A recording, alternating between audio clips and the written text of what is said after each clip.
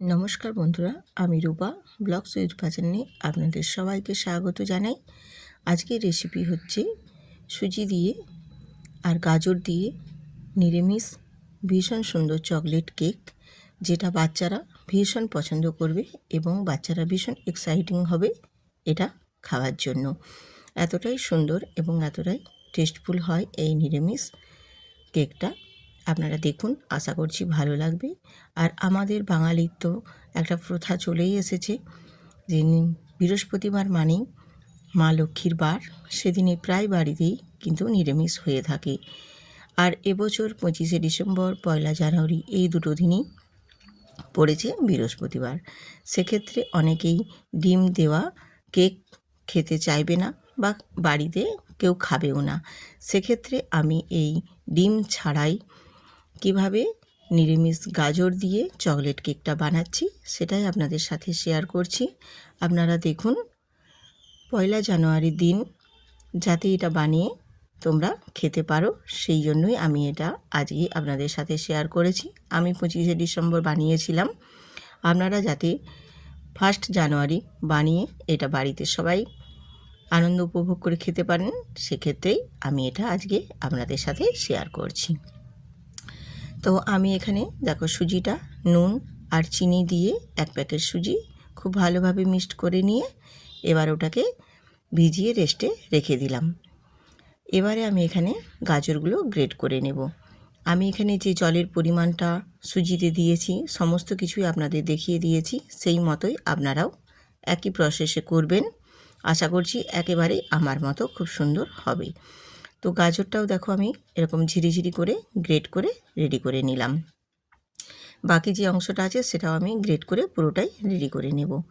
এরপর আমি সুজিটা ভিজতে দিয়ে গাজরটা গ্রেট করে নিয়েছিলাম, আর সুজিটা ফুলে গিয়ে কতটাই সফট এবং নরম হয়েছে আর জলটা কতটা টেনে নিয়েছি দেখো, সম্পূর্ণই আপনাদের সাথে শেয়ার করছি।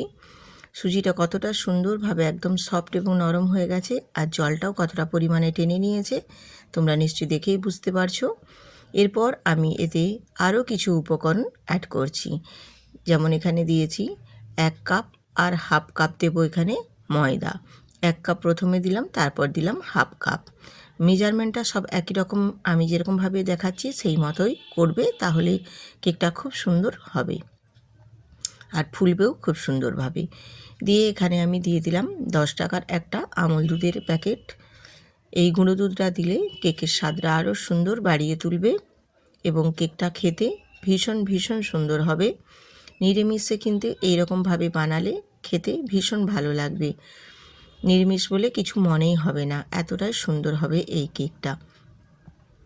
ময়দা আর গুঁড়ো দুধটা দিয়ে খুব ভালো মতো আমি এখানে মিশিয়ে ব্যাটারটা রেডি করে নেব, যাতে না এতটুকুনো কোথাও দলা বেঁধে থাকে।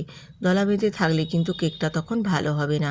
ময়দার আর গুঁড়ো দুধটা যেন একেবারেই সুজির সাথে খুব ভালোভাবে একদম মিশে একদম গুলে যায়, যেন এতটা সুন্দরভাবে একটা পেস্ট তৈরি হয় যেন না কোথাও এতটুকুনো দানা বেঁধে থাকে। এরপর আমি এর মধ্যে অ্যাড করে দিলাম গাজর। গ্রেট করে নেওয়া গাজরটাও এখানে দিয়ে দিলাম। আমি এখানে 3টে গাজর দিয়েছি, তোমরা চাইলে আর একটু বাড়িয়েও নিতে পারো বা কমিয়েও নিতে পারো।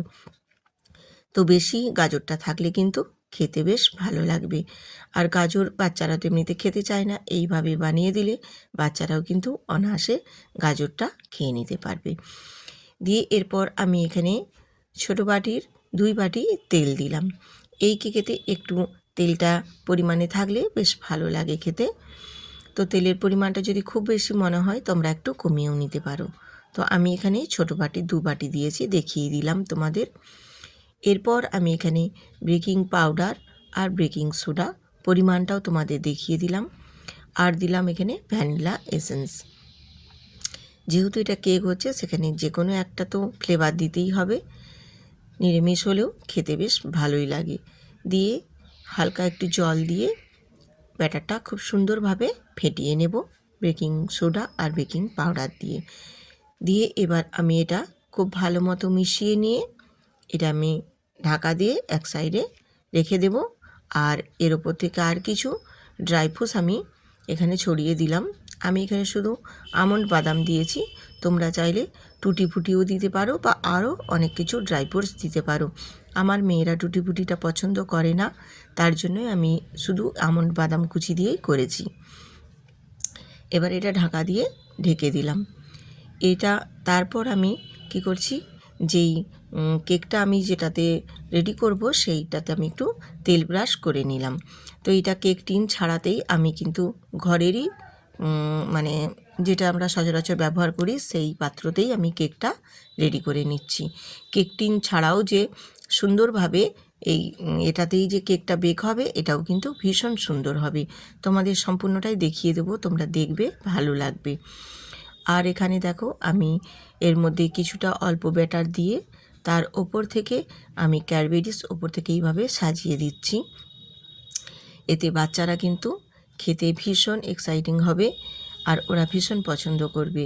এইভাবে যদি চকলেটটা ওপর থেকে দিয়ে আমি আবারও কিছু ব্যাটার ওই চকলেটের ওপরে ছড়িয়ে দিলাম। এইরকমভাবে ভেতরে চকলেট ওপরে গাজর দিয়ে নিরামিষ এই কেকটা কিন্তু ভীষণ সুন্দর ভালো লাগবে আর বাচ্চারাও ভীষণ পছন্দ করবে। এইরকম যদি কেকের ভেতরে কাটা মাত্রই যদি চকলেট বেরিয়ে আসে দেখতে কিন্তু ভীষণ ভালো লাগবে আর খেতেও ভীষণ ভীষণ ভালো লাগবে। একবার বানিয়ে দেখতে পারো বন্ধুরা। আমার কথাগুলো যদি মনে হয় তোমাদের যে ভালো লেগেছে তাহলে একবার বাড়িতে বানিয়ে ট্রাই করতে পারো। তারপর আমি একটু ট্যাপ ট্যাপ করে দিয়েছি, দিয়ে ওপর থেকে কিশমিশ আর কাজু দিয়ে আমি ডেকোরেট করে দিয়েছি যাতে করে কেকটা বেশ সুন্দর দেখতে ভালো লাগে। দিয়ে একটা গ্যাসের উপরে আমি বড় কড়াই বসিয়েছি, কড়াইয়ের মধ্যে জল দিয়ে একটা স্ট্যান্ড দিয়ে দিয়েছি। আজকের এই কেকটা আমি সম্পূর্ণ জলের ভাপেই তৈরি করে নেব। আর এখানে আমি 10 মিনিট এবারে ঢেকে রেখে দেব। 10 মিনিট পর আমি ফিরে এসেছি, তোমাদের দেখিয়ে দিচ্ছি কেকটা কতটা সুন্দরভাবে বেক হয়েছে, কতটা সুন্দর ফুলে গেছে। দেখো ফুলে পুরো উপরটা যেন ফেটে ফেটে গেছে। এরপর আমি একটু ছুরি দিয়ে দেখে নিচ্ছি, কিন্তু কেকটা আমার বেক হতে আর একটু বাকি আছে, হালকা একটু লেগে যাচ্ছে ছুরির মধ্যে।